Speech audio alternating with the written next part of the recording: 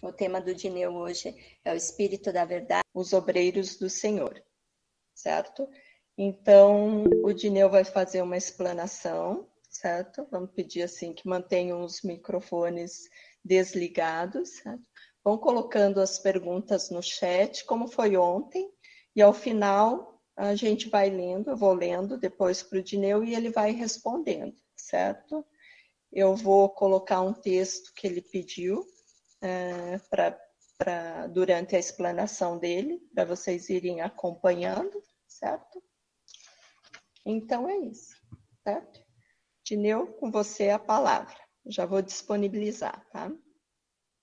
Ok. Boa noite a todos, né? E também um alô para os ouvintes da Rádio Espírita do Paraná, que nos ouvem em conexão com a Rádio Espírita Mundial. Esse tema que eu vou trabalhar, Os Obreiros do Senhor, é uma mensagem do Espírito de Verdade que se encontra no Evangelho segundo o Espiritismo, capítulo 20, cujo título é Os Trabalhadores da Última Hora. Já é sabido, inclusive, aqui já houve neste próprio Inconself uma explanação a respeito da identidade do Espírito de Verdade, né? Não se questiona que seja o próprio Jesus que presidiu ao advento da vinda do Espiritismo, do Consolador para a Terra, direcionando e corrigindo e orientando as atividades de Kardec enquanto ele fazia essa elaboração. Então, são mensagens que suscitam uma atenção bastante grande pela peculiaridade, até pelo privilégio que é nós podermos refletir a respeito de afirmações tão precisas, tão assertivas, dadas pelo governador espiritual do planeta. E de uma forma muito específica no presente momento, em que falamos tanto a respeito de a Terra está em vias de, digamos, ser aprimorada, ser promovida a mundo de regeneração e paz, ela vai deixar de ser mundo de provas e expiações e passará a ser mundo de regeneração e paz. Então, e nessa mensagem, Os Obreiros do Senhor, o Espírito de Verdade, ele trata exatamente o papel dos trabalhadores, digamos assim, de quais as características, por assim dizer, que deve ter alguém para ser considerado realmente um obreiro do Senhor. E nesse sentido, eu convidaria quem está ouvindo e participando que faça, digamos assim, uma reflexão a respeito disso, para ver, digamos, qual o papel que está desempenhando, se está agindo no papel da união que o Cristo apresenta, da abnegação, ou se de repente, às vezes até por alguns vícios, algumas fragilidades, de repente está com algumas pequenas coisas que carecem de modificação. Então é interessante para nós pensarmos a respeito de qual é a nossa realidade íntima, como nós estamos nos posicionando em face desses feitos desafiadores. Eu confesso para vocês que, vejam, evidentemente, os grandes espíritos, as almas elevadas, elas têm uma grande capacidade de síntese, tá? Então, elas falam muito com poucas palavras, e tudo que a gente faz é uma tentativa de interpretação, tentando achar a melhor interpretação possível. Tá? Mas ainda assim se trata de uma interpretação. No caso do Espírito de Verdade, nós temos um ser angelical, né, sendo interpretado por seres humanos. Então, vai me dizer que existe uma outra interpretação possível, que possivelmente seja melhor, e eu não vou ter como contestar. Então, essa é uma interpretação que eu vou passar, que ela é fruto, digamos, de estudos com vários grupos, muitas pessoas, e cada vez que eu estudei com variados grupos, até de mais de um centro espírita, eu sempre fui fazendo minhas anotações e acabei com muitas anotações e com muitas reflexões a respeito disso. Então, é realmente uma análise da nossa postura neste momento crítico de transição, de como nós nos portamos, onde nós nos situamos, nós vamos ter a oportunidade de refletir a respeito de algumas questões muito intrincadas, se nós nos permitirmos uma análise íntima. Eu pediria, fazendo um favor ao Márcio, que tem voz de locutor de FM, que leia a mensagem por inteiro, e daí eu vou dissecando ela, alguns pontos aí, ponto por ponto, e daí depois nós podemos conversar a respeito. Márcio, você faz a gentileza de ler para mim? Você tem condição? Sim, Dineu, faço sim. Então, do Evangelho segundo o Espiritismo, aproxima-se o tempo em que se cumprirão as coisas anunciadas para a transformação da humanidade. Ditosos serão os que houverem trabalhado no campo do Senhor com desinteresse e sem outro móvel, senão a caridade. Seus dias de trabalho serão pagos pelo cêntuplo que tiverem esperado. Ditosos os que hajam dito aos seus irmãos: trabalhemos juntos e unamos os nossos esforços, a fim de que o Senhor, ao chegar, encontre acabada a obra, porquanto o Senhor lhes dirá: vinde a mim, vós que sois bons servidores, vós que soubestes impor silêncio aos vossos ciúmes e às vossas discórdias, a fim de que daí não viesse dano para a obra. Mas ai daqueles que, por efeito das suas dissensões, houverem retardado a obra da colheita, pois a tempestade virá e eles serão levados no turbilhão. Clamarão: graça, graça. O Senhor, porém, lhes dirá: como implorais graças, vós que não tivestes piedade dos vossos irmãos e que vos negastes a estender-lhes as mãos, que esmagastes o fraco, em vez de o amparardes? Como suplicais graças, vós que buscastes a vossa recompensa nos gozos da terra e na satisfação do vosso orgulho? Já recebestes a vossa recompensa, tal qual a quisestes. Nada mais vos cabe pedir. As recompensas celestes são para os que não tenham buscado as recompensas da terra. Deus procede neste momento ao censo dos seus servidores fiéis e já marcou com o dedo aqueles cujo devotamento é apenas aparente, a fim de que não usurpem o salário dos servidores animosos, pois aos que não recuarem diante de suas tarefas é que ele vai confiar os postos mais difíceis na grande obra da regeneração pelo Espiritismo. Cumprir-se-ão estas palavras: os primeiros serão os últimos e os últimos serão os primeiros no reino dos céus. O Espírito de Verdade, Paris, 1862. Grato, Márcio. Então vamos lá. Vamos começar. Primeiro, obreiros do Senhor seriam os que cumprem a sua função na terra, buscam seguir a lei de Deus, fazendo-se agentes do progresso.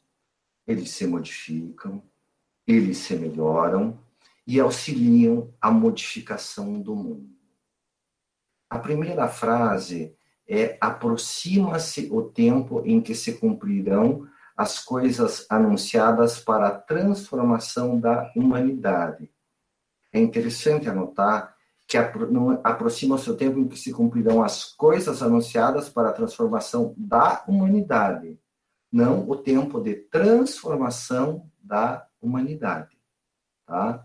Digamos, são instrumentos que são colocados à disposição dos homens para que eles se transformem,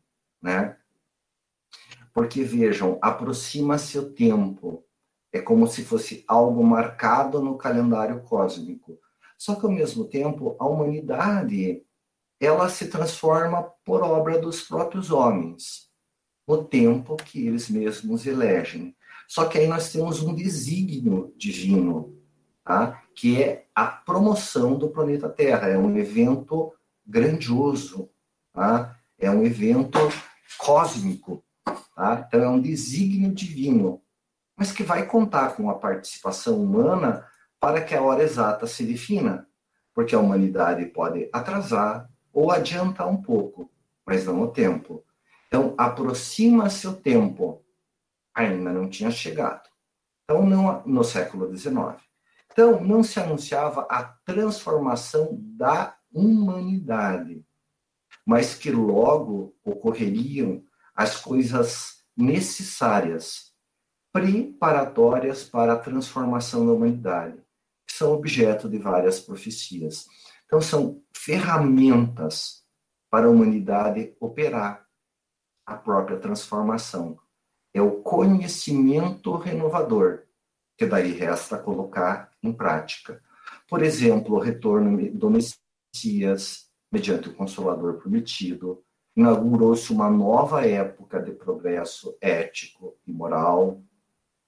No século XIX, começou-se a falar mais em paz, em direitos humanos, extinguiu-se a escravidão, falou-se em igualdade, liberdade, fraternidade, o absolutismo morreu. Então, no plano teórico, houve um progresso muito grande.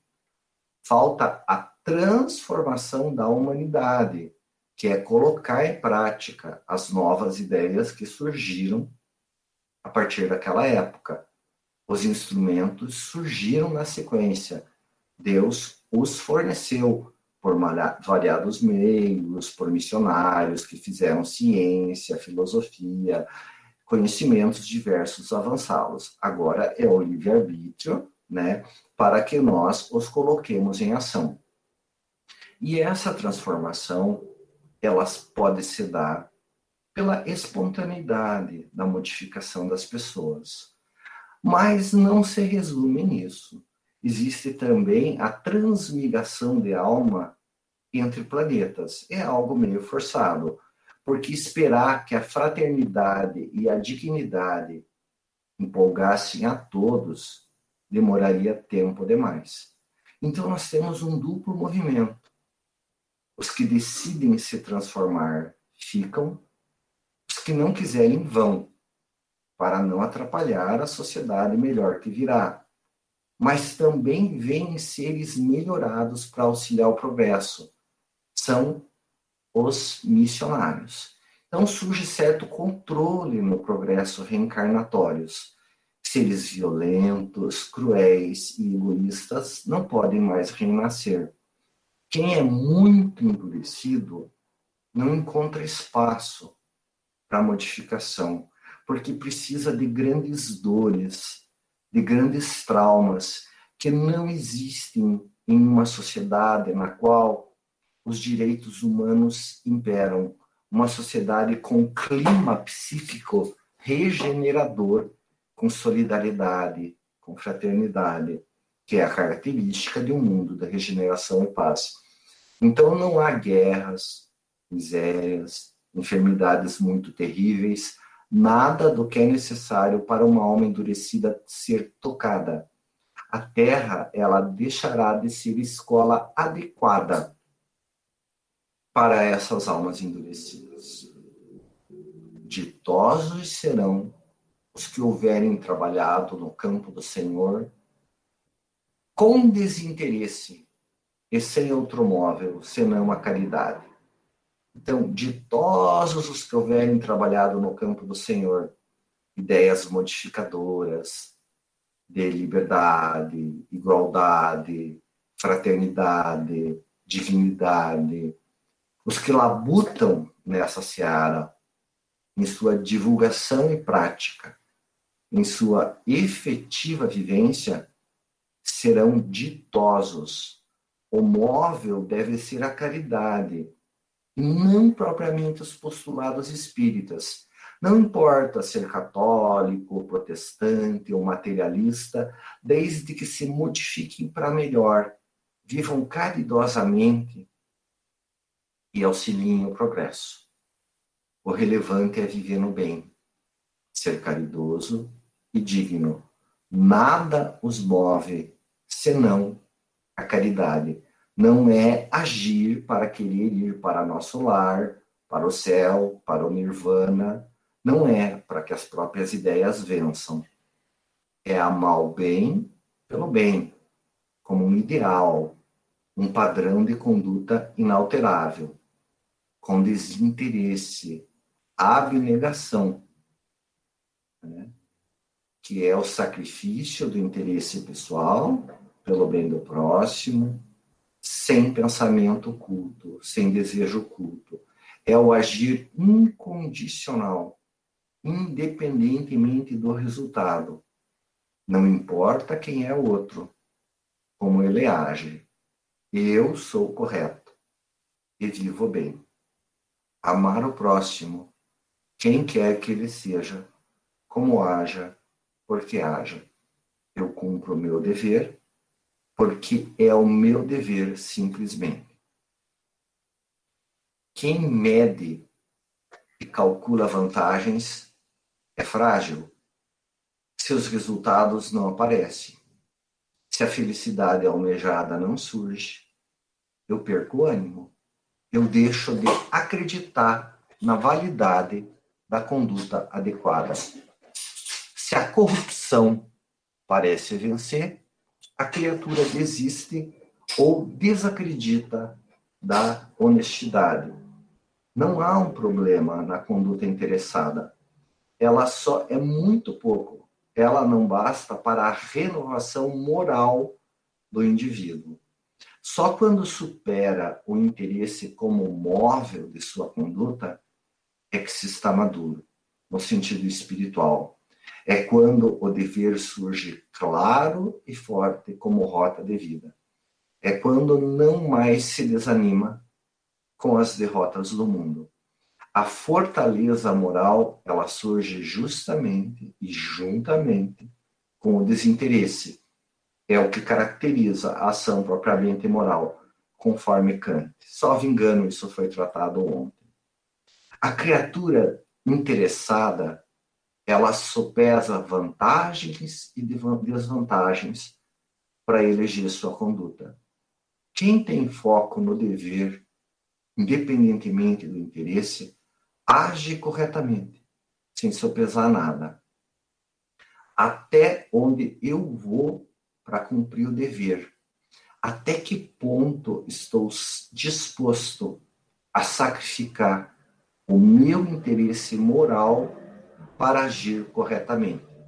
Esse é o limite de meu nível moral. Houve os que aceitaram perder a vida para não renegar seus ideais, como Joana de Cusa. De outro lado, há os que mentem para fugir das consequências dos atos, aos que matam por pequenas discussões. Legítima defesa. Eu mato para preservar minha vida? O meu dever chega ao ponto de sacrificar minha vida física para não matar o próximo. É possível ser ético e interessado, mas quando o interesse esbarra na ética, é preciso que eu opte pela ética. Seus dias de trabalho serão pagos pelo cêntuplo do que tiverem esperado. Vejam, é uma metáfora muito sutil, tá? Porque eu sou totalmente desinteressado e eu vou ganhar 100 do que eu esperei. Então, literalmente, se eu não espero nada, se eu sou desinteressado, eu não quero nada, e eu vou ganhar 100 vezes o que eu esperei, meu prêmio vai ser zero, tá? Seus dias serão pagos pelo cêntuplo do que tiverem esperado. E, ao mesmo tempo, no item interior, falou absoluto desinteresse. É uma metáfora muito sutil, como tantas outras dessa mensagem. E há uma sutileza muito importante aí, que é o tempo. O interesse, ele quer a sua satisfação imediata. Tem um tempo delimitado. Já o desinteresse, ele não se ocupa com o tempo, pois se foca na conduta correta, independentemente do resultado. Quanto mais tenho capacidade de agir e de esperar, de não me abalar por resultados, tanto maior é meu tempo de espera. Quanto maior o desinteresse, mais tempo eu aguento esperar. Os dias de trabalho serão pagos pelo cêntuplo. Ou seja, quanto mais eu aguento esperar e permaneço no trabalho, mesmo em um mundo ingrato, sem resultados, mais desinteressado eu sou.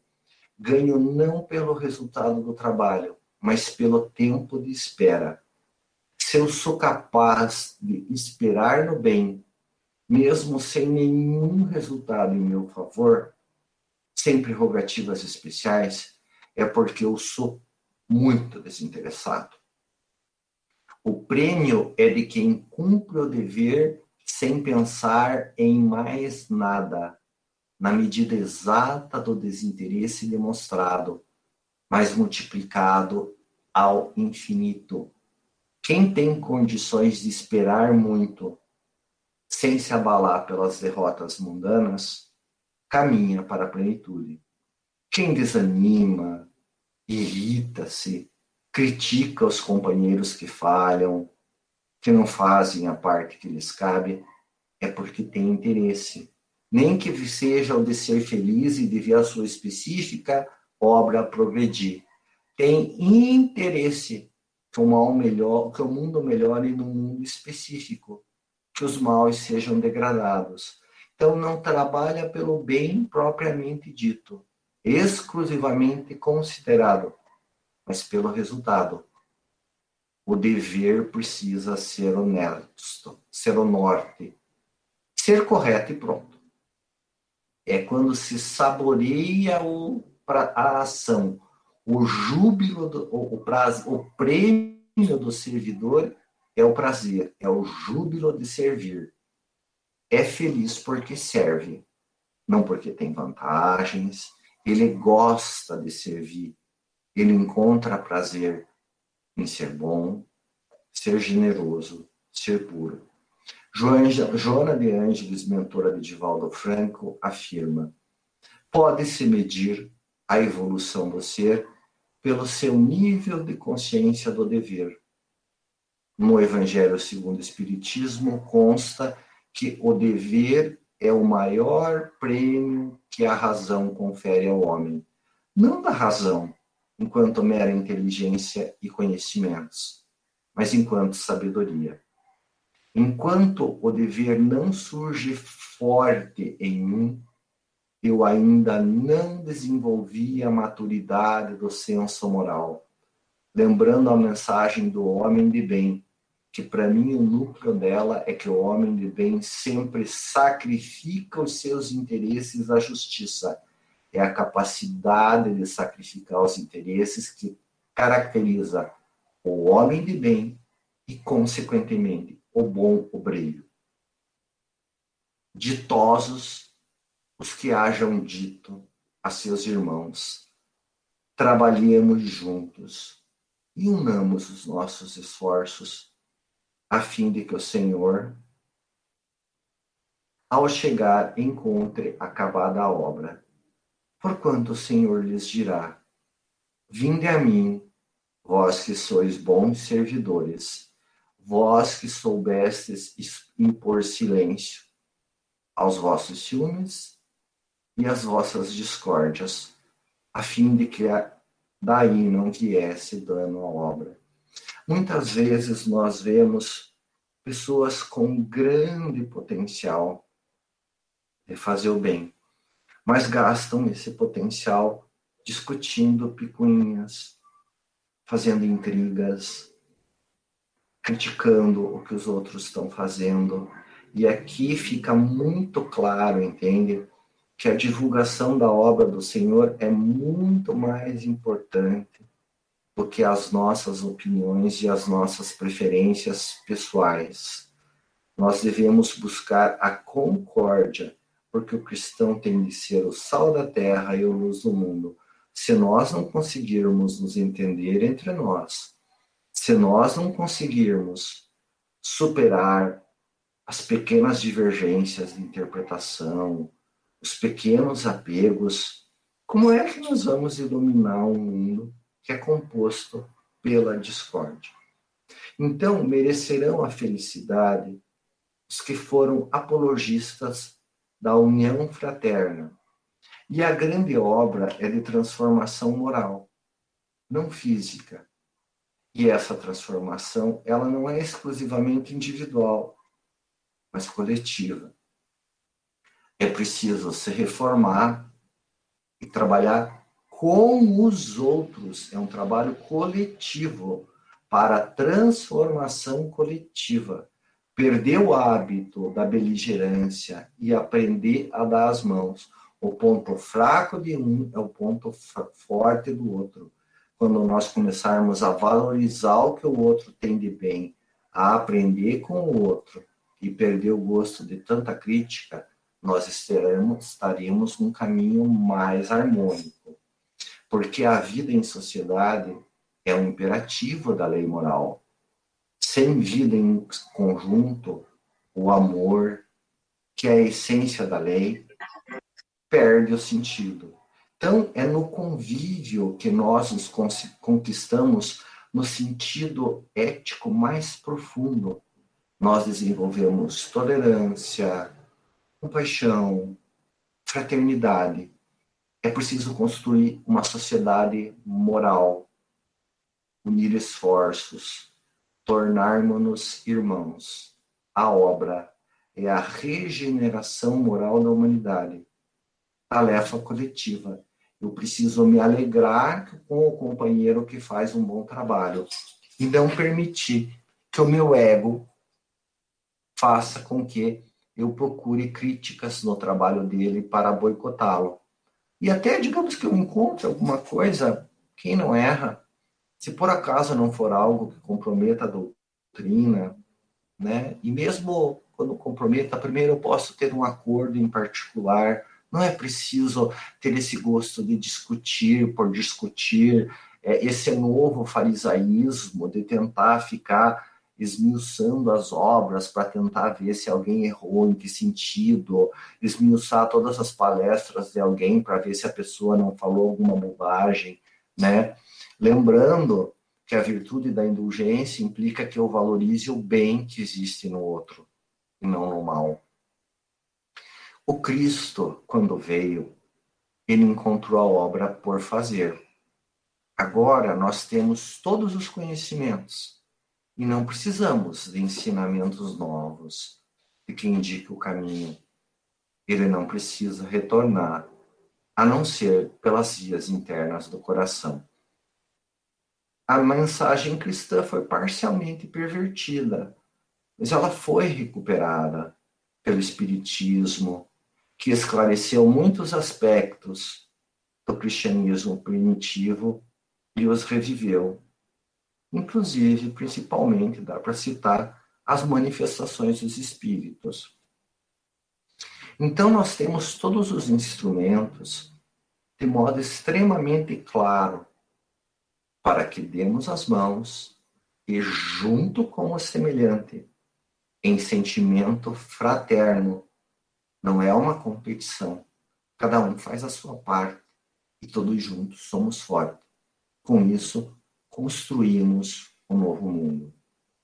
A chegada do Senhor é o reino de Deus instalado na terra, com os ensinamentos do Cristo vividos, em todo o seu potencial transformador. Quando a obra está pronta, o reino de Deus chega, a paz se instala. É um mundo de regeneração e paz. Ainda não é o final, porque ele é um mundo de transição para um mundo feliz. É onde a criatura, em um ambiente regenerador, um ambiente pacífico, ela restaura as próprias forças e encontra meios de conquistar as virtudes que lhe faltam. Deus está conosco. Ele jamais nos abandona. Igualmente o Cristo, o governador espiritual do planeta. Então, é uma questão de que meu mundo íntimo realmente os receba pela transformação moral que eu opero em mim. Então, basta que eu estabeleça a sintonia. E essa sintonia há de se refletir na modificação do coletivo, ser um agente do progresso. Não basta que eu próprio me melhore, é preciso que eu esteja disposto a sair para a sociedade, a estender as mãos, a ajudar o mundo a ser melhor. Enquanto as questões morais não forem resolvidas, esse reino não se implanta na Terra. Não se trata da Terra mudar, mas dos seus habitantes se aprimorarem. Então, vinde a mim os bons servidores. Então, os que servem, é a ênfase em servir, né, em atender necessidades legítimas do semelhante. Eu gosto disso, eu quero isso, eu entendo isso como um dever. Isso faz com que eu seja o servidor. E também os que abafaram ciúmes e discórdias. Nós vemos que não é preciso ser espírito bom, ser um bom espírito e ter domado as paixões negativas, ter só o desejo do bem para merecer viver no mundo de regeneração e paz. Mas é preciso saber abafar, controlar esses sentimentos para que eles não surtam consequências danosas, né? Convém analisar e refletir sobre a escala espírita, que se encontra nas questões número 100 e seguintes dos livros espíritos.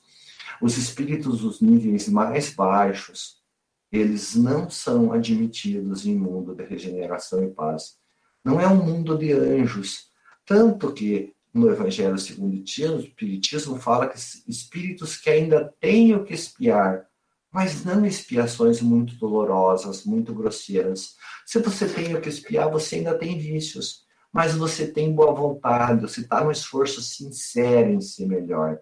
Então, são admitidos nesse mundo de clima regenerador os que combatem seus vícios, que administram tais vícios para que não desbordem em violência, em prejuízo ao semelhante, à paz geral. Pelo abafamento dos vícios, não se permite que deles advenha dano para a obra de regeneração, de convivência fraterna.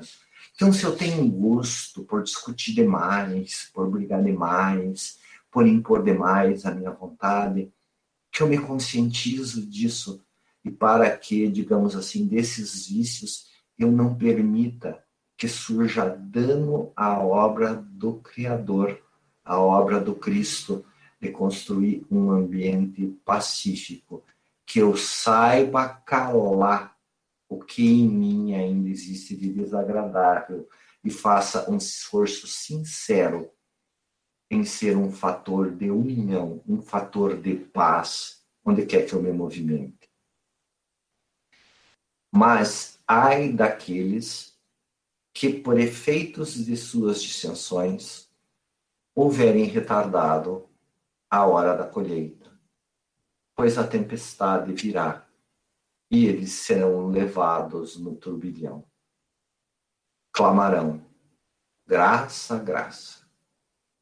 Então, quem não controla o egoísmo, o gosto estéril de discutir, o gosto pelo separativismo, a violência, e causa transtorno à paz alheia, não tem condições de viver em um ambiente regenerador e pacíficos.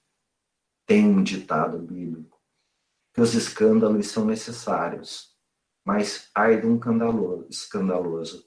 Isso é verdade em um mundo de regeneração e provas. No mundo de provas e expiações, mas não do de regeneração e paz.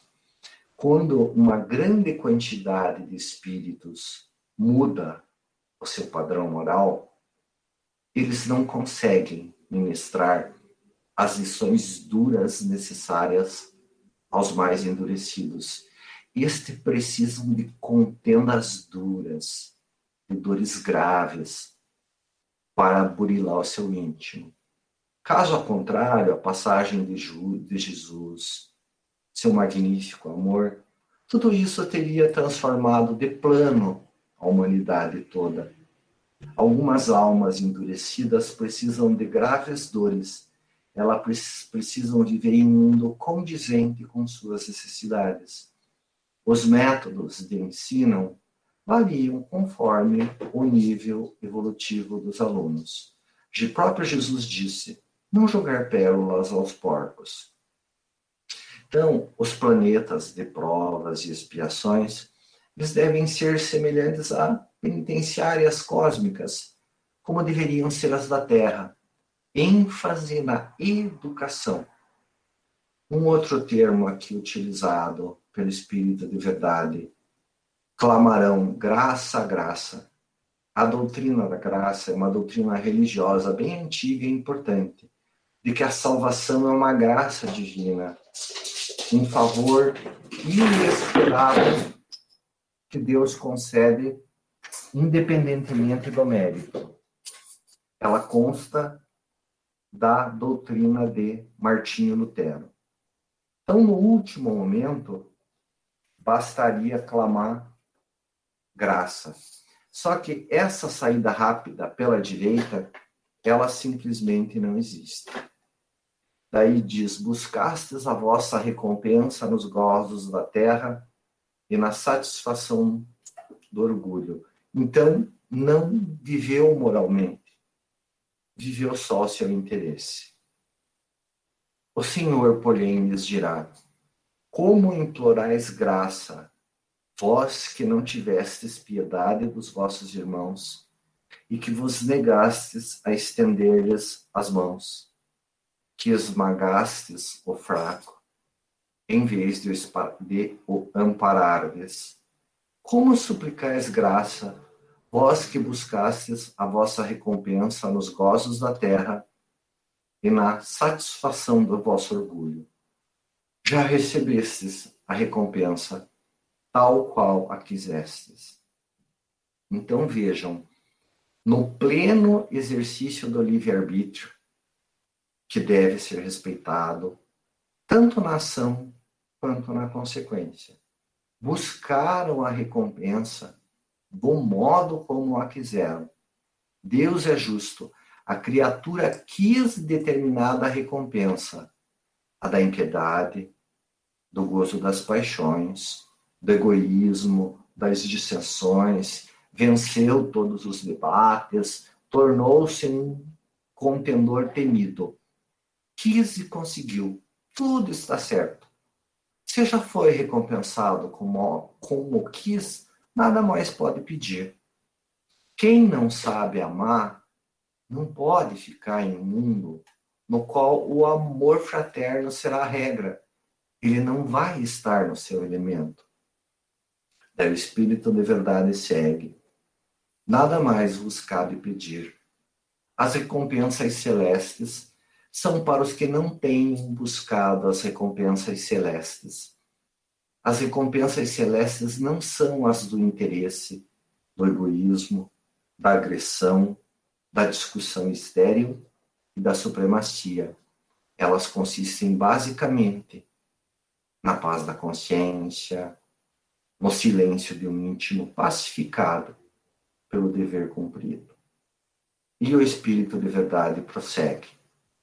Deus procede, neste momento, ao senso de seus servidores fiéis e já marcou com o dedo aqueles cujo devotamento é apenas aparente, a fim de que não usurpem o salário dos servidores animosos, pois aos que não recuarem diante de suas tarefas é que ele vai confiar os postos mais difíceis da grande obra da regeneração pelo Espiritismo. Cumprir-se-ão estas palavras: os primeiros serão os últimos, e os últimos serão os primeiros no reino dos céus. Então vejam, Deus procede, tá? Neste momento, ao senso de seus servidores fiéis. Então, nessa fase de pleno esclarecimento, nesse momento crítico, né? O que dispomos das luzes do Espiritismo, nós temos a definição de rumos. Não vai ser oferecido absolutamente nada de mais claro. Quem não se emocionar com a clareza que a doutrina espírita traz, com a sua lógica, com a doçura de suas mensagens, com o Deus de amor que ela revela, precisa de dores fortes para se redimir. Quem não se decide pelo trabalho íntimo, pelo trabalho firme, na própria reforma íntima, quem não resolve colaborar com a colaboração de um mundo mais justo e fraterno, não terá espaço na Terra. Pelo caminho do bem, o recurso extremo foi lançado pela divindade. Não há mais dúvidas sobre as consequências de nossos atos. Os espíritos revelam o que acontece, quais as consequências a partir do que se vive. Nós não podemos mais ter dúvidas a respeito do que nos espera a partir da escolha deste ou daquele caminho. Digamos que nós estamos num mundo de provas e expiações, mas é num mundo de prova com consulta, né? Porque a doutrina é extremamente clara. Em face de uma situação séria, nós não podemos ter muita dúvida. É refletir um pouco, lançar a mão de um estudo um pouquinho mais sério, se necessário, conversar com alguém que estuda. A resposta vai sair clara do que é o dever, do que devemos fazer. Se nós optamos por fazer uma outra coisa, isso vai por conta nossa. Então, há um momento de profundas definições. Vejam, Deus marcou com o dedo. Isso não é, digamos assim, uma opção dele, ele marcou esse e não aquele. Isso é algo que decorre das nossas ações. É o livre-arbítrio em ação, definindo o nosso futuro a partir da nossa intimidade. Nossas ações, nossos sentimentos e pensamentos nos definem como alguém que é da paz, que é da fraternidade, que é da caridade, ou alguém que é da beligerância. Eu melhoro ou não. Eu fico ou eu vou. Não há mais tempo para as indecisões. Então, olhos, não usurpem o salário, tá? Porque não vão mais ter tarefas em postos que exigem devotamento. Se não tem devotamento, se não tem abnegação, não tem como seguir exercendo determinadas tarefas apenas para a glória pessoal. É passado o momento da hipocrisia, né? Então, usurparam o trabalho dos bons servidores. Não terão mais espaço aqui, nem trabalho, nem salário. Daí, os que não recuarem, é importante observar que o verbo está no futuro, porque no passado nós já recuamos na vivência do bem. Será? Quantos de nós não estávamos encarnados na época quando Jesus esteve na Terra, quando São Francisco de Assis esteve, quando Kardec esteve, São Vicente de Paulo, Santo Antônio de Pádua? Foram tantos missionários ensinando o desapego, o bem, a bondade. Será que nós não recuamos muitas vezes? Tá, mas agora não é para recuar. Então, os que não recuarem, né? Então, verbo no futuro. Já recuamos na vivência do bem. Então, é do advento do Espírito de verdade para sempre. Só quem não busca recompensas, não tem foco em interesses, é que não recua no momento do sacrifício. Então, é a regeneração pelo Espiritismo. Não é a doutrina em si, não é o rótulo, mas são os ideais, são os valores dela. Até porque o Espiritismo não ensina fora do Espiritismo a salvação. Ele ensina que fora da caridade não há salvação. Então não importa se eu sou evangélico, se eu sou cristão, se eu sou bandista, se a caridade é a minha característica, eu estou me regenerando pelo caminho que o Espiritismo indica, embora eu tenha trilhando trilha diversa. Sem dúvida que o Espiritismo tudo se torna mais claro, mas o que salva é a caridade. não é o rótulo. Nós temos o trabalho de difundir o espiritismo com sua clareza, porque é uma via de progresso muito poderosa, por seus argumentos sólidos, lógicos, racionais, mas não é a única via. Veja aqui, tem a expressão, os últimos, os primeiros serão os últimos e os últimos serão os primeiros. Porque os que executam últimos são aqueles que executam tarefas a partir da regeneração proposta pelo Espiritismo. Não vai haver um apelo maior. É a crença sedimentada na razão, sendo o supremo apelo. É o supremo apelo para que nós nos decidamos pela gentileza, pela bondade, pela suavidade, pela caridade em si. Tá? Não haverá, posteriormente, trabalhador envolvido na regeneração pela humanidade, porque a regeneração já estará feita. Os últimos, eles são os que trabalham pela difusão dos valores espíritas, não necessariamente do espiritismo em si, é a difusão da caridade, qualquer que seja a denominação religiosa. E o espiritismo, por sua clareza, que envolve a emoção, mas que se funda na razão, é o derradeiro apelo. Tá? Quem não se convencer por seus argumentos não vai ter um chamamento mais contundente à vivência do bem. Salvo o degredo para um mundo inferior, onde poderá refletir sobre as oportunidades que desperdiçou.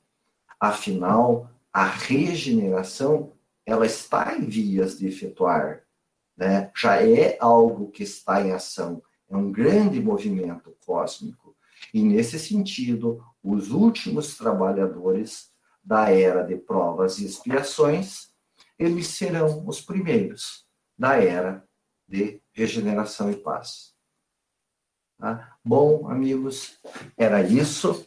Tá? Acabou saindo mais rápido do que eu esperava, né? Espero que a reflexão tenha servido, que todos nós possamos pensar. Eu agradeço a paciência, agradeço por todos que tiveram, pela oportunidade. Né? Se alguém discordou, pode discordar à vontade, até porque eu não tenho a pretensão de ter a verdade nas mãos, né? Quem sou eu? Enfim, espero que tenha sido útil, né? Então, daí eu passo a palavra. Eu vou ler as questões, então, Tineu, ali. Deixa eu ver aqui. A primeira pergunta é do Márcio. Onde seria o campo do Senhor a que se refere esse texto? E a segunda, qual o conceito de caridade apresentado na obra de Allan Kardec? Bom, campo de trabalho do Senhor, para mim, é a terra toda, né? Não existe a menor dúvida. Inclusive, a isso existe uma observação de Manuel de que, por honrarmos o Senhor nos templos e o menoscabarmos nas ruas, é que falimos inúmeras vezes por nossas próprias culpas. Tá? Então, não é no centro, não é em nenhum lugar específico, é em absolutamente todo lugar. Entende? É absolutamente todo lugar, é viver com dignidade em absolutamente todo lugar. Tá? E ok, vamos lá, o contexto de caridade, ninguém ignora que está na questão, eu vou fazer um resumo bem resumex aqui, que está na questão, se não me engano, 886 do Livro dos Espíritos, e lá se fala basicamente o que é a caridade segundo a entendia Jesus, ou seja, não é segundo o pipoqueiro da esquina e nem segundo eu. Tá? E ali diz que seria o perdão das ofensas, a indulgência para com as imperfeições dos outros e a beneficência para com todos.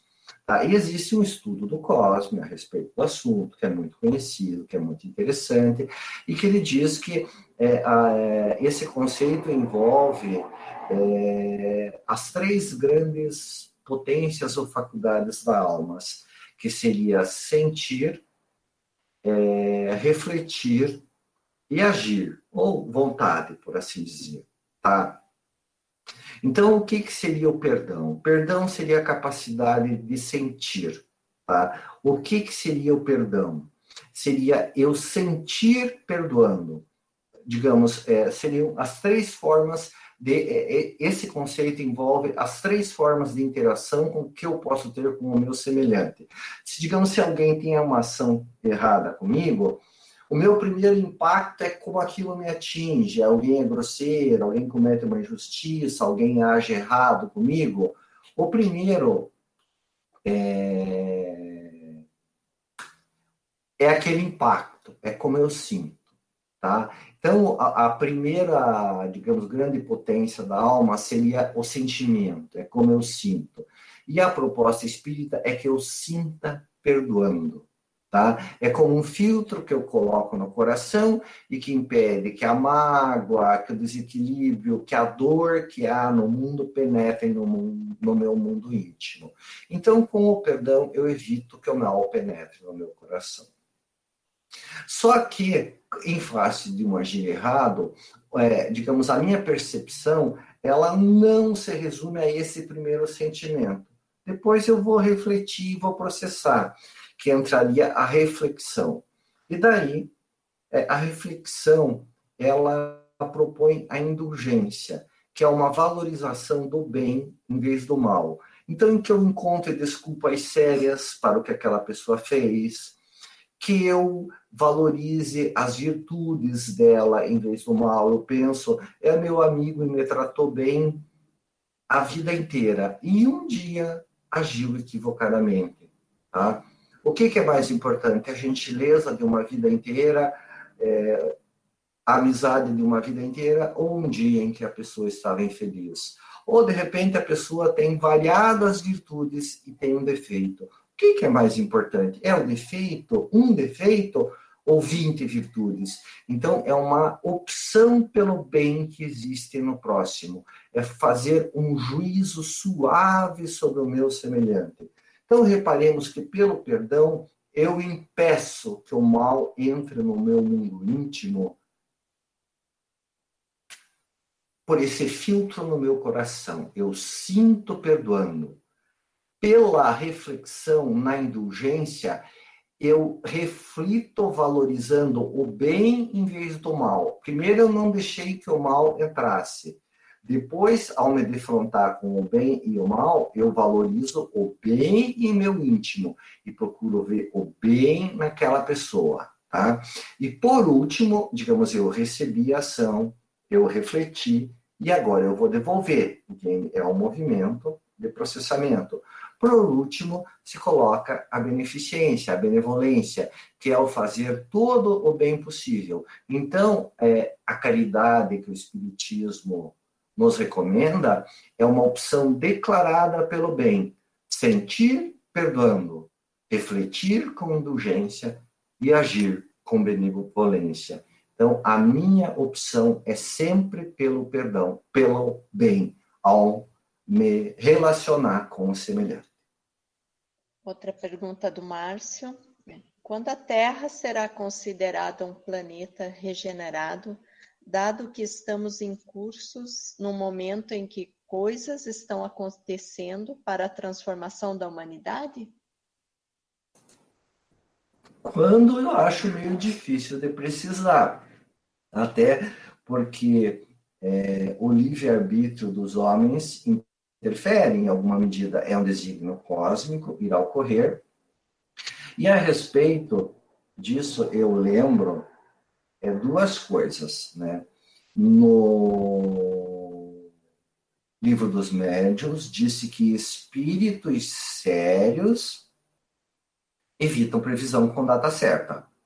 Tá? Justamente porque o livre-arbítrio humano entra em cena, tá? Pode ser contornado, mas veja, atrapalha, digamos, a projeção dos bons espíritos. Existe a programação, mas o livre-arbítrio sempre pode estar em cena. Então, espíritos sérios evitam a fazer, digamos assim, predições com data certa, por mais que seja um desígnio divino. E outra coisa, vamos recordar o que Jesus disse, que é, e quando virá o reino do bem, ou quando virá o reino divino, que perguntaram para ele, ele disse, nem o Filho e nem seus anjos o sabem, mas apenas Deus que está nos céus. Então vejam, Jesus não fixou a data certa. Quem sou eu para me arvorar? Tá? Irá acontecer, sem dúvida, e caminhamos, tá? Mas tenhamos humildade e confiança no poder de Deus, que Ele direciona as coisas. Até porque vamos lembrar, entende? Do desinteresse, que é uma questão de tempo. Quanto tempo a gente vai aguentar se manter firme, fazendo bem, tá? Essa pressa pode ser interesse, né? Então vamos pensar a respeito do desinteresse. Aprender a nos mantermos firmes e sabendo que Deus está no comando e que vai acontecer no tempo que Ele permitir. Ele sabe, nós não, mas estamos na mão dEle como sempre estivemos, e isso é tranquilizador. A próxima pergunta é a do Denis. Para espíritos endurecidos, experiências endurecidas. Penso que um espírito bruto não tem espaço no mundo onde as vivências não são brutas. O servidor, trabalhador da seara, não mostrando seu avanço moral, não faz jus à posição que ocupa. Confere? Eu creio que sim. Tá? Até lembrando que uma das características do mundo de provas e expiações é a heterogeneidade dos seus elementos. Tá? Então, nós temos no mundo de provas e expiações espíritos, digamos assim, do alto a baixo da escala. Tá? Então, em determinado momento, nós tínhamos Hitler e Madre Teresa de Calcutá reencarnadas. Tá? Isso por quê? Porque nós estamos na fase de aprender paciência, aprender tolerância, né? E quem que vai desafiar nossa paciência e nossa tolerância? Anjo não faz isso.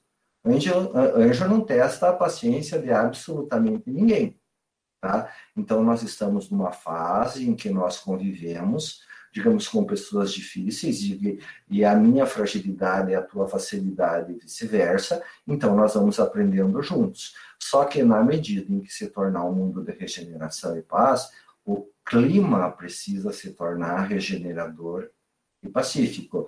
Então, essa belicosidade extrema, digamos assim, isso que prejudica o andamento do progresso, ele vai cessar. Então, por isso, nós temos, digamos, graças a Deus, a oportunidade de nos retificarmos enquanto estamos a caminho, né? Então, precisamos aproveitar essa oportunidade. Próxima pergunta é do Márcio. Na prática, qual a consequência para quem deliberadamente atrapalhar a construção de um mundo melhor, onde o bem sobrepuja o mal, onde a fraternidade supere o egoísmo? Bom, eu creio que fica claro, entende? Primeiro que Deus é muito misericordioso, né? Felizmente, como disse Jesus, vós, segundo julgai segundo a carne, eu a ninguém julgo, né? Então, graças a Deus, esse juízo pertence a Deus, de quem, né, sabe, sei lá, quais as dificuldades que a pessoa enfrenta nesse processo, e às vezes quem a gente acha que está, digamos, recalcitrando muito, às vezes ela vem, digamos, numa ascensão meteórica, né, enquanto nós estamos parados e confortáveis. Mas parece claro que quem realmente atrapalhar a consolidação de mundo de regeneração e paz, como eu brinco com alguns amigos, vai ser Cleópatra no mundo primitivo, entende? Vai ajudar a evolução no mundo primitivo, vai lá ajudar o progresso intelectual, porque não vai poder ficar atrapalhando, porque a característica do mundo de regeneração é um ambiente, né? É um ambiente que se torna regenerador. Pergunta do Márcio. Qual a principal característica de um mundo dito regenerado? Tá. Tem uma questão interessante no Livro dos Espíritos, eu vou responder talvez isso um pouco mais longamente, que faz a diferença entre um povo esclarecido, tá? e um povo, digamos assim, evoluído. O povo esclarecido é aquele que domina a ciência, evoluções, tecnologia, e que o povo civilizado, propriamente dito, é aquele que venceu suas paixões e consegue viver de forma fraterna. Então, eu creio que o mundo ele se pacifica à medida que ele se torna civilizado, ou seja, que vence paixões. Até porque Jesus disse que o reino dos céus não vem com aparências exteriores. Mas eu quero lembrar aqui que no Evangelho segundo o Espiritismo tem um capítulo que diz bem-aventurados os brandos e pacíficos, e que tem uma passagem em que Jesus diz bem-aventurados os brandos, porque herdarão a terra. E ali Kardec, ele elenca 5 virtudes que compõem a brandura. Para mim, veja, esse herdar a terra pode ser interpretado, isso eu estou interpretando, tá? Pode ser interpretado como quem fará jus a permanecer na terra a hora que ela virá um mundo de regeneração e paz. E ali elenca 5 virtudes, que seriam afabilidade, doçura, paciência, obediência e resignação. E de uma forma, assim, muito resumida, afabilidade seria, digamos assim, o sinônimo de polidez, que muitos filósofos nem encaram como virtude, tá? Mas, ao mesmo tempo, é a porta de entrada das virtudes, seria um simulacro das virtudes. E que é interessante que quando a mãe está, digamos assim, civilizando o filho, ela se esforça para isso. Então, diga bom dia, boa tarde, boa noite, por favor, muito obrigada, não bata a porta. Então, é a gentileza mais elementar, tá? É pouco, mas facilita bastante. Conviver com gente, digamos, afável, já é outra coisa, tá? É uma virtude de aparência, mas já facilita a vida. Como é a porta de entrada das virtudes, porque é treinando que nós aprendemos a fazer o que é correto, a sentir e a viver o que é correto. Daí, doçura.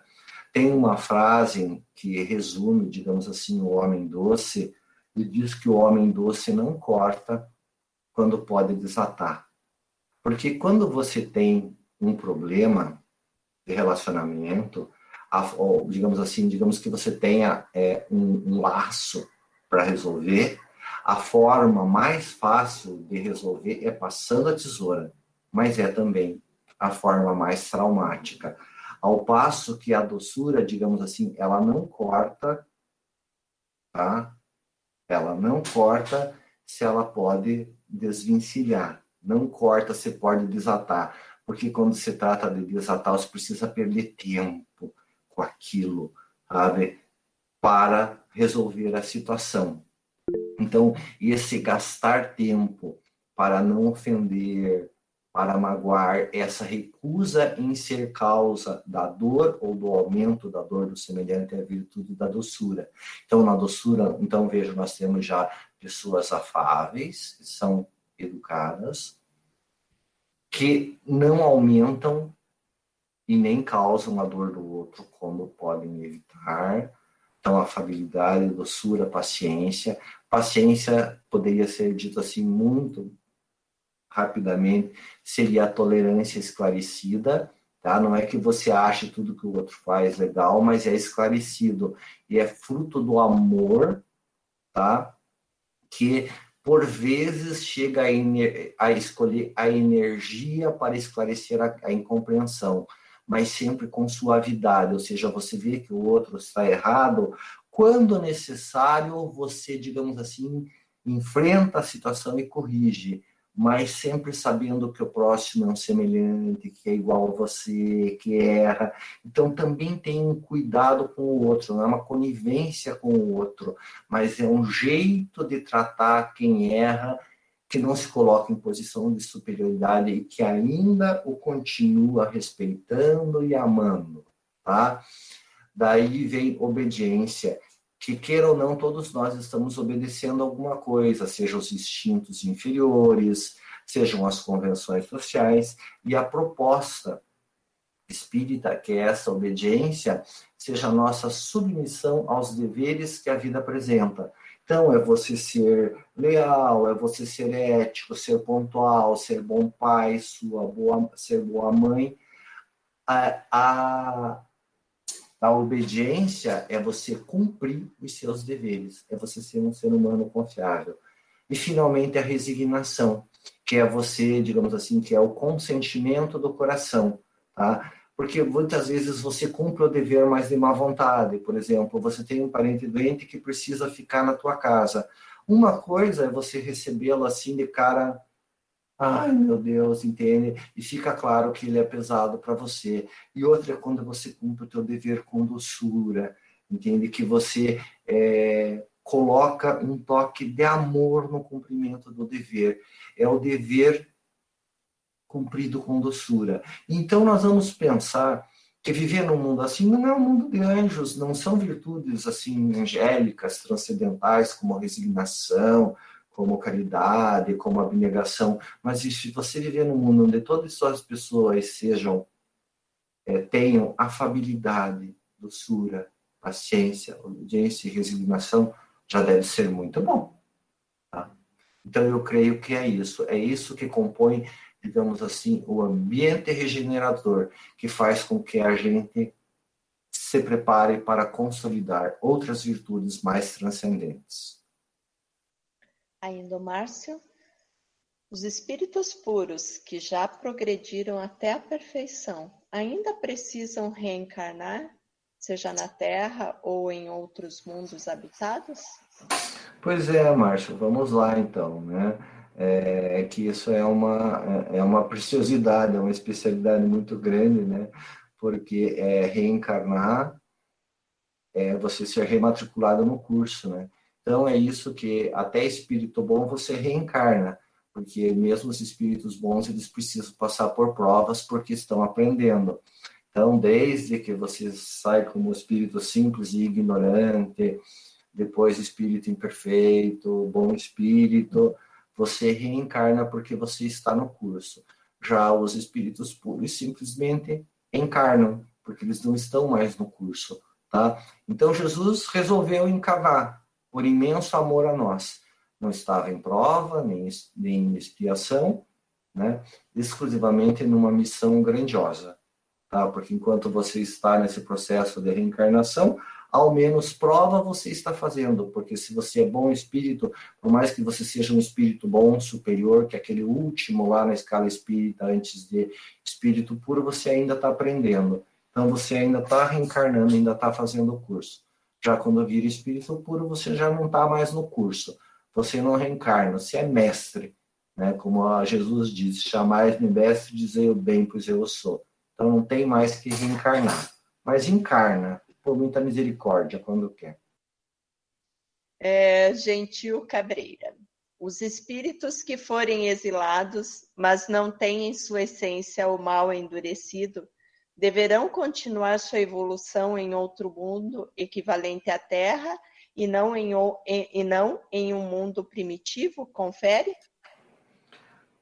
Sinceramente, eu acho que o anjo da guarda dessa pessoa irá decidir isso, entende? Depende tanto do caso a caso, entende? Vai que esse espírito, em conjunto com o seu anjo da guarda, resolve que para que ele faça uma evolução mais rápida, ele vai desempenhar uma missão, entende? Porque se ele não tem o bem endurecido, tá, claro que ele vai estar num processo de expiação, vai estar num processo de provas, mas de repente um espírito assim que seja melhorzinho, num mundo bem primitivo, vai poder fazer tanto bem, talvez ele escolha um método mais sofrido e rápido de avançar, então é tão difícil de estabelecer uma regra geral, né, porque é o anjo da guarda dele, os mentores dele, os gestores dos mundos que irão gerir. A gente fica no achismo, entende? A nossa realidade é tão, né, nós temos pouca informação a respeito disso. Dineu, se você puder só reforçar aquela ideia de que quando a gente fala de trabalhar na obra do Senhor, e não fique com aquela ideia de que é o trabalho no campo da religião, ou no campo, às vezes, do próprio serviço assistencial, que a gente, na qualidade e na condição no ambiente no qual está inserido, é capaz de fazer muito bem cumprindo as próprias obrigações diárias que nos são conferidas, né? Então, que a gente possa também pensar em ser um obreiro do Senhor nas atividades rotineiras, né? Para tirar um pouco, talvez, daquela noção de que quando você não tem a oportunidade de estar trabalhando em favor, né, de uma obra assistencial qualquer, de como se não estivesse trabalhando pelo Senhor. Porque eu digo assim, para mim, por exemplo, né, que tenho condição de pegar meu tempo livre e oferecer um trabalho voluntário qualquer, é uma coisa. Mas eu fico pensando na pessoa que trabalha na minha casa, que chega na casa dela tarde e trabalha na casa dela, e não tem como exigir que esta pessoa, por exemplo, obre, né, ou trabalhe em alguma obra assistencial e com o mesmo peso e mesma medida, né? Então, não sei se você está de acordo com isso ou não e qual que é a tua ideia com relação a isso. Estou de acordo completamente. Eu não vou lembrar agora o percentual, mas Emmanuel diz, faz um percentual assim imenso, não sei se 60%, 70%, que ele diz que a pessoa que consegue ser um bom pai e uma boa mãe, no sentido efetivo de conduzir os filhos para o bem, já atingiu 60% ou 70% da meta da reencarnação. Então você vê o valor de você ser pai, de você ser mãe.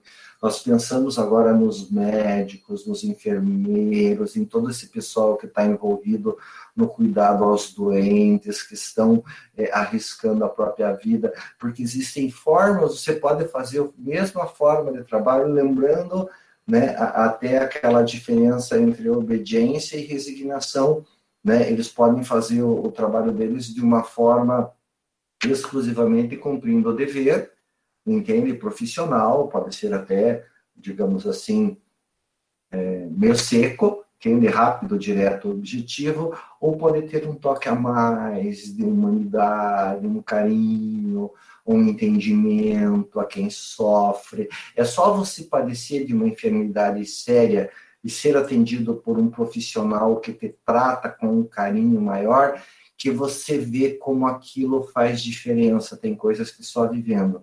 Então, e eu retorno a lembrar essa situação também do Emmanuel, que eu falei a respeito dessa questão de onde é o campo do Senhor, e que Emmanuel diz que, por louvarmos o Cristo nos templos e menos cabalo nas ruas, é que temos falido inúmeras vezes, tá? Então, o campo do Senhor é a terra toda, entende? A terra toda é para ser trabalhada. É importante que nós demos exemplos em nossos trabalhos, tal. É claro que, e até porque, vejam, conforme o contexto da pessoa, ela tem mais condições de fazer, ou ela é mais exigida pela vida, ou ela é mais sofrida, e só Deus é que sabe mensurar isso, né? Então, eu não tenho a menor dúvida de que muitas vezes uma pessoa que não tenha, digamos assim, até momentaneamente, porque essas questões, digamos, são momentâneas, né? Tudo que se faz em favor do semelhante, da vivência da fraternidade, da caridade na Terra, tudo isso é ser obreiro do Senhor. O obreiro do Senhor é quem cumpre a sua função, entende? De ser alguém melhor e de ajudar o mundo a ser melhor. E para isso você nem precisa ser muito religioso, por assim dizer. Dineu, nesse mesmo exemplo, nessa mesma ideia trazida pelo Denis, como é que aquela pessoa que eventualmente está impedida, um presidiário, uma pessoa que está num leito, né, por assim dizer, incapacitada de se locomover, de mexer os braços, como é que ela pode se enquadrar, né, como uma obreira no campo da construção da fraternidade no mundo? Vou lembrar aqui uma passagem do Chico Xavier e de Emmanuel.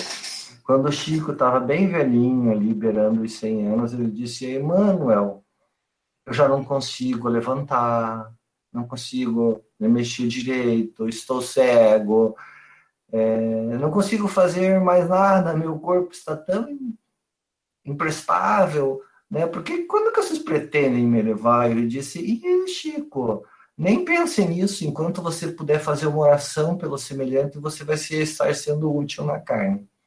Tá? Então, lembrando até porque a caridade envolve a indulgência, né? Então, como essa pessoa processa no mundo íntimo a conduta que ela vê à volta dela, como ela... Você pode ser um doente extremamente chato, tá? Você pode ser um doente agradecido por todo o cuidado que dão para você. Em qualquer situação que você esteja, você pode ser agradável ou desagradável, um reclamão, um alguém grato, e o teu exemplo vai contaminar os outros, Márcio. Eu acho que não importa onde você esteja, como você esteja, você sempre pode ser alguém que faz uma diferença, ainda que pequena, entende? Eu fico imaginando até, porque para mim, que se diz, a pessoa que está no leito e não consegue nem se mover.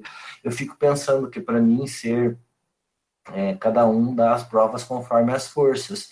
Eu louvo a força dessas pessoas que conseguem manter o sorriso, a gratidão, uma boa relação com a divindade numa situação tão difícil. Eu acho assim que elas dão um exemplo, né, para quem reclama de tudo e de nada à toa, tá? Que eu acho que esse exemplo de você manter de repente a gratidão, o sorriso no rosto, os olhos brilhantes, pode ser assim uma ajuda imensa para quem a vê eventualmente sair dali pensando que não deveria reclamar tanto da vida e sair agradecendo por tudo que vive, por tudo que tem.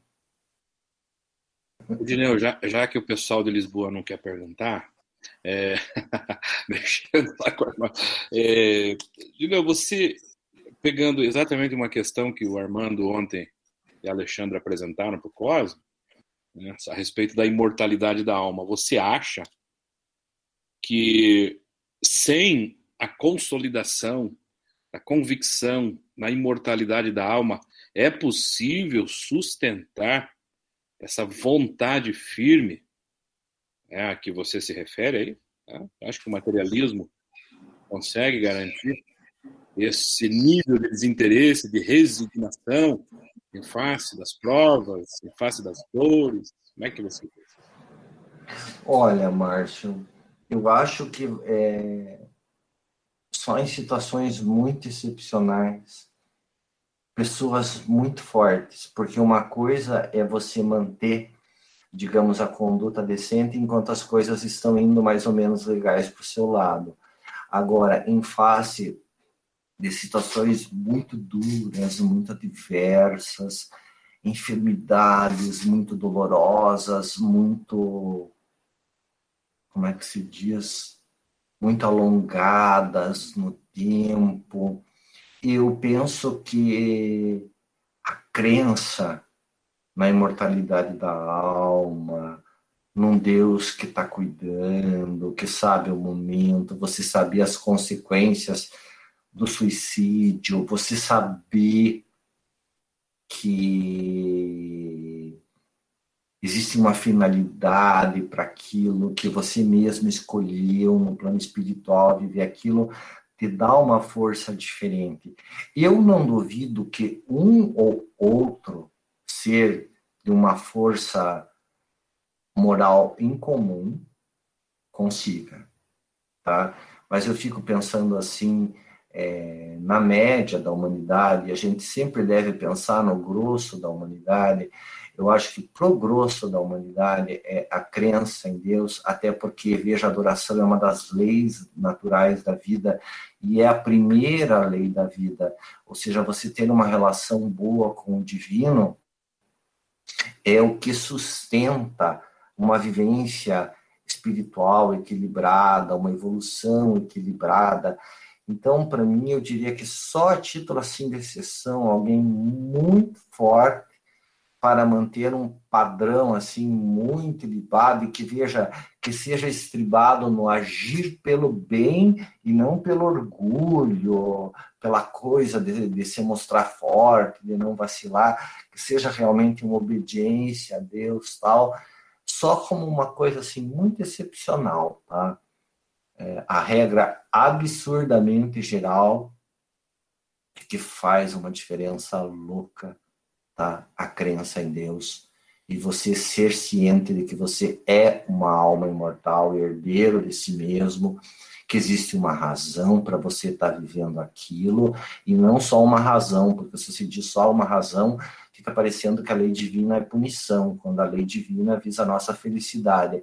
Não existe uma razão, existe uma finalidade, ou seja, existe algo que vai nos tornar muito felizes a partir daquilo. Aquilo visa a nos conduzir a uma situação de felicidade. Então, é como um remédio amargo que você toma. Essa é a minha opinião, que evidentemente não é isenta de críticas, até porque eu acho sujeito a críticas a opinião de todo mundo que está encarnado, entende? Então, seria isso o que eu penso a respeito disso. Então, se ninguém tiver mais nenhum comentário, eu agradeço a todos a participação. Sabe? Muita gratidão, Dineu, por ter, né, concedido para a gente esses momentos muito importantes de ensinamento. Né? Agradeço a companhia de todos. Uma boa noite.